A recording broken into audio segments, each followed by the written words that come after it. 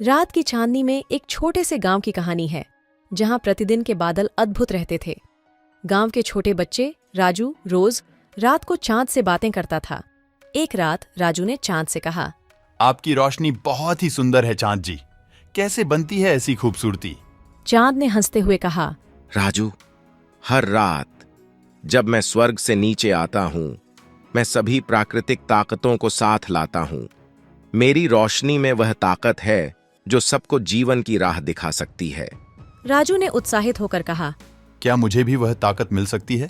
चांद ने मुस्कुराते हुए कहा, हाँ राजू, तुम्हें वह ताकत मिल सकती है अगर तुम एक मैजिकल पाठशाला में जाओगे। वहां एक खास ताकत है जो हर किसी को नहीं मिलती। राजू ने आसमान की ओर देखते हुए कहा। कहिए ना, वह मैजिकल पाठशाला कहाँ है? चांद ने उच्च आवाज में कहा, वह पाठशाला हर रात एक विशेष पौध में खुलती है। तुम्हें उस पौध को ढूंढना होगा और तुम्हें वहां पहुंचने के लिए एक सवारी की आवश्यकता होगी। राजू ने उत्सुकता से कहा। मैं वह पौध ढूंढकर उस पाठशाला में जाने के लिए तैयार हूँ। राजू ने गांव के सभी बच्चों को बताया और सभी ने मिलकर राजू को सवारी के लिए मदद करने का निर्णय किया। उन्होंने एक जादुई सवारी तैयार की जो पौध की ओर ले जाएगी। राजू ने सवारी पर सवार होते हुए कहा, चलो, हमें वह पौधा ढूंढना है। सवारी ने राजू को एक जंगल में ले गया जहां वह पौधा मिला। पौधे की खिलती हुई पत्तियां अद्वितीय रूप से चमक रही थीं। राजू ने हृदय से कहा, यह है वह पौध। अब मैं मैजिकल पाठशाला में जा सकता हूँ।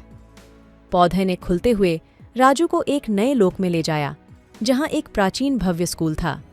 वहां पहुंचकर राजू ने देखा कि सभी बच्चे जादुई शक्तियों को सीख रहे थे। प्रमुख गुरु ने कहा, राजू, तुमने हमारी जड़ों से आई हुई हो, इसलिए तुम्हें यहां आने का अधिकार है। अब तुम भी हमारे साथ इन जादुई शक्तियों का सीखना शुरू कर सकते हो। राजू ने हर दिन मेहनत की और जादुई शक्तियों का सीखना शुरू किया। वह जल, वायु, अग्नि और पृथ्वी के तत्वों को नियंत्रित करने का कला सीखा। एक दिन गुरु ने कहा, राजू, तुमने अब तक सब कुछ सीख लिया है।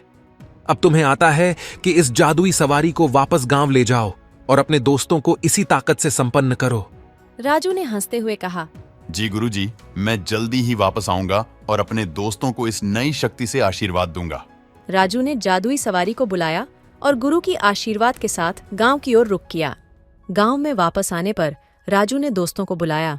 आओ दोस्तों, मैंने एक जादुई शक्ति सीखी है जो हमें और हमारे गांव को सुख और समृद्धि प्रदान कर सकती है। वे सभी दोस्त उत्सुकता से राजू की बातों को सुन रहे थे। राजू ने अपनी जादुई शक्ति का प्रदर्शन करते हुए कहा, यह शक्ति हर किसी को सिर्फ इसलिए नहीं मिलती जो उसे सही तरीके से इसका उपयोग कर सकता है। हमें इसे सावधानी से और उचित तरीके से इस्तेमाल करना होगा। एक दोस्त ने पूछा। राजू, हमें भी यह शक्ति सीखनी है।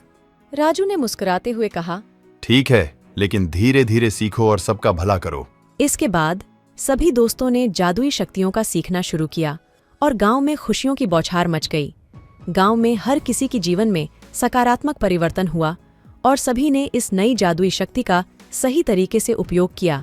फिर एक दिन गांव में एक बड़ा संघर्ष हुआ। एक राक्षस ने गांव को हमला किया और सभी को खत्म करने का आतंक बना लिया।